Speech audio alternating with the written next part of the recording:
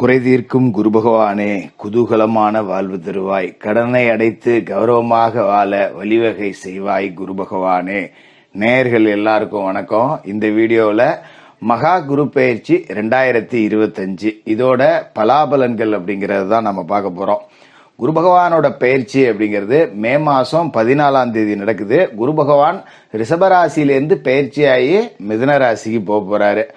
அங்க இருந்துகிட்டு தன்னோட 5ஆம் பார்வையால துலா ராசியவும், 7ஆம் பார்வையால தனுசு ராசியவும், 9ஆம் பார்வையால கும்பராசியவும் பார்க்க போறாரு.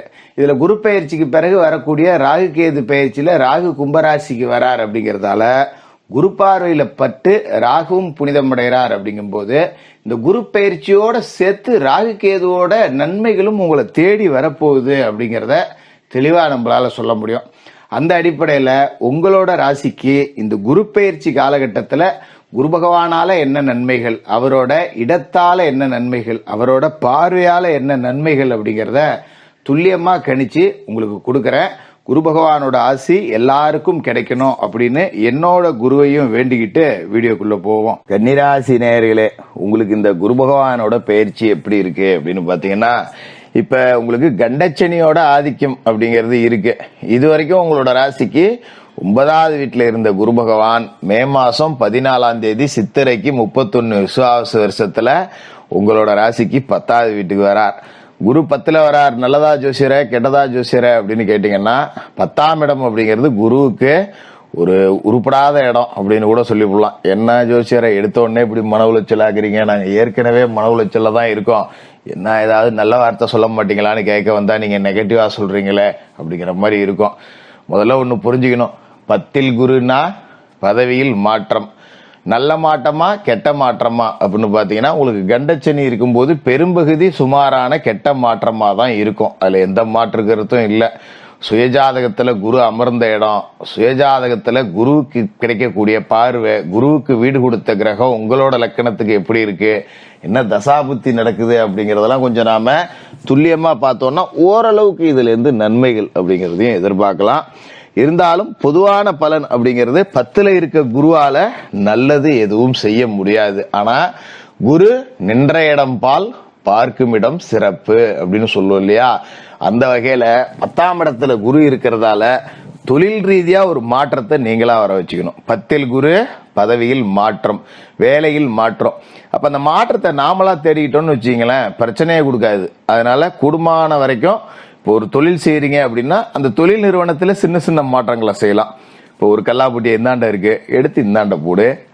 ஒரு வேலையாள் இருக்கான், அவனை மாத்திட்டு வேற வேலையாள் போடு. அதுக்காக ரொம்ப நாளா இருக்கிறவனை மாத்த சொல்றீங்களே ஜோசியரே அப்படின்லாம் நீங்க நினைக்க வேண்டாம். ஒரு ஆள் இன்னும் எக்ஸ்ட்ரா சேருங்க, இல்ல ஒரு ஆளை யாராவது குறைங்க. இந்த மாதிரி ஏதாவது சின்ன சின்ன மாற்றங்கள் அப்படிங்கறத செய்யணும். அது மாதிரி ஒரு இடத்துல நான் வேலை செய்யறேன், நானே இன்னொருத்தன்ட்ட கூலி வேலை செய்யறேன், நான் எப்படி தொழில மாற்றம் செய்யறது அப்படின்னு நீங்க கேட்கலாம். இப்போ ஒரு இடத்துல வேலை செய்ய போறோம்னா நீங்க போய் எடுத்து சொல்லலாம், எனக்கு வேற ஏதாவது பிரான்ச்சில் டிரான்ஸ்ஃபர் போட்டு கொடுங்க அப்படின்னு. இந்த மாதிரி நாமளா கேட்டு சின்ன சின்ன மாற்றங்களை உருவாக்கணும். அது மாதிரி வீடு மாற்றம், குடியிருக்கிற வீட்டுல நாம மாற்றம் செஞ்சுக்கணும். ஒரு வாடகை வீட்டுல இருக்கோம் அப்படின்னா வேற வீட்டுக்கு மாறினீங்க அப்படின்னா 10ல் குரு இந்த இடமாற்றத்தை ஏத்துக்கிட்டு உங்களுக்கு நன்மைகள் அப்படிங்கறத செய்வாரு. ஏதோ வேற வீடு, இப்ப நீங்க நான் ஒரு 4000 ரூபாய் குடியிருக்கேன், இந்த ஏரியாவில் அவ்வளவுக்கு கிடைக்காது ஜோசியரே அப்படின்னா போனா போயிட்டு போகுது ஒரு 1000 ரூபாய் 5000 ரூபாயா பார்த்து இன்னொரு இடத்த மாத்துங்க, தப்பு கிடையாது. அதனால இல்ல ஜோசியரை நான் சொந்த வீட்டுல கூடியிருக்கேன், நான் எப்படி வீடு மாத்துறது அப்படின்னு சில பேர் கேட்கலாம். ஒன்னும் பிரச்சனை இல்லை. சொந்த வீட்டுல இருந்தோம்னா நாம நம்ம படுக்கிற அறைய மாத்தணும். இந்த ரூம்ல படுத்துறீங்க, அந்தாண்ட ரூம்ல படு. ஒரு ரூம் தான் இருக்கா, ஹால்ல போய் படுத்துக்க. ரூமே இல்ல ஹால்ல தான் படுத்திருக்கேன்னா இப்ப நீங்க என்ன செய்யணும்னா வடக்க தலை வைக்க கூடாது. வழக்கமா மேற்க வச்சிருக்கியா கிழக்க வச்சுக்க, கிழக்க வச்சிருக்கியா தெற்க வச்சுக்க, தெற்க வைக்கிறியா மேற்க வச்சுக்க. வடக்க தவிர மற்ற பகுதியில தலை வைக்கிற பகுதியை மட்டும் திசை மாத்தீங்க. அது மாதிரி சாப்பிடக்கூடிய இடத்த மாத்துங்க. வழக்கமா ஒரு இடத்துல உட்காந்து சாப்பிடுவோம் இல்லையா, அந்த இடத்த விட்டு வேற இடத்துல உட்காந்து சாப்பிடணும்.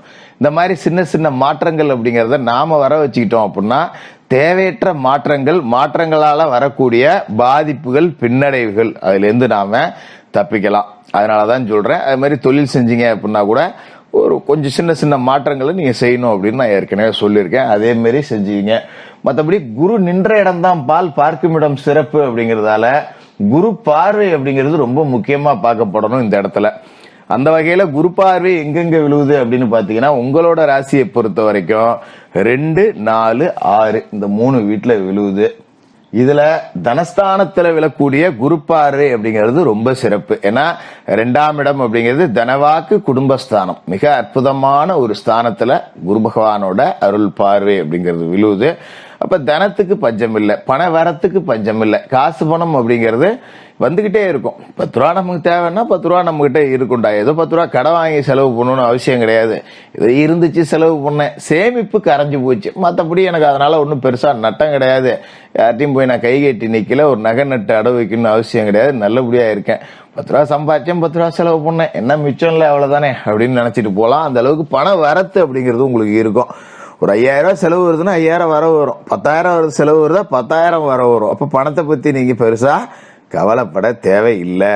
அதோட இந்த வாக்குஸ்தானம், கொடுத்த வாக்கு காப்பாத்திடுவீங்க. யாருக்காவது வாக்கு கொடுத்தீங்கன்னா அதை காப்பாத்துறதுக்காக எந்த எல்லைக்கும் போவீங்க, கௌரவத்தை காப்பாத்திடுவீங்க. கொடுத்த வார்த்தையை காப்பாத்திரான்டா, வாக்கு தவறாதவன்டாவன் அப்படின்னு 4 பேர்கிட்ட நல்ல பேர் எடுத்துருவீங்க.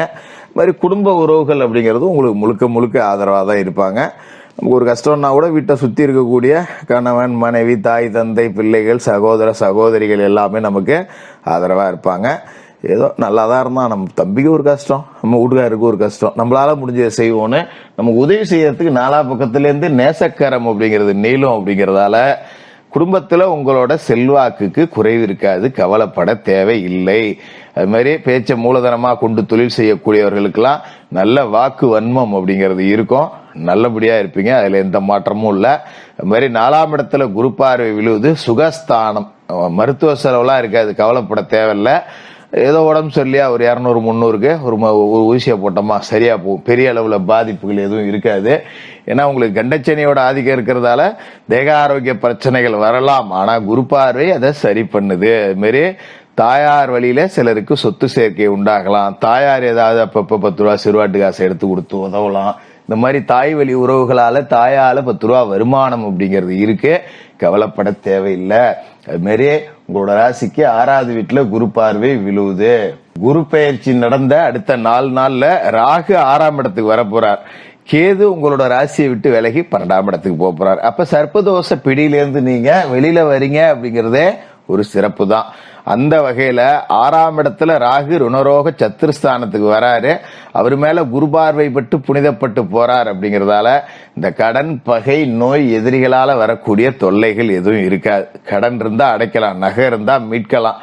இது மாதிரி சக ஊழியர்கள், வேலை பார்க்குற இடத்துல போட்டி, பொறாமை இந்த மாதிரி இருக்கு. நம்மள காலை வாரி விடணும்னு ஒருத்தன் நினைக்கிறான், முதுகுல குத்தணும்னு ஒருத்தன் பாக்குறான்.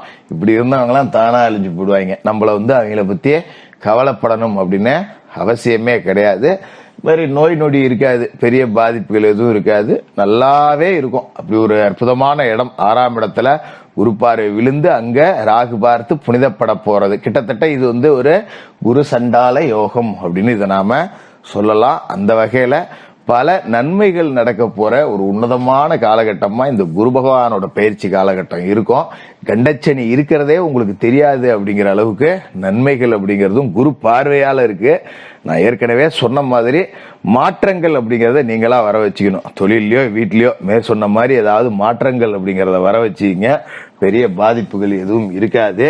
சனிக்கிழமையில சனி பகவானுக்கு எல் தீபம், வியாழக்கிழமையில குரு பகவானுக்கு நெய் தீபம் ஏற்றி வணங்குங்க. மிக சிறந்த ஒரு காலகட்டமா இந்த குரு பயிற்சி காலகட்டம் இருக்கும். கன்னிராசிக்காரர்களுக்கு வாழ்த்துக்கள்.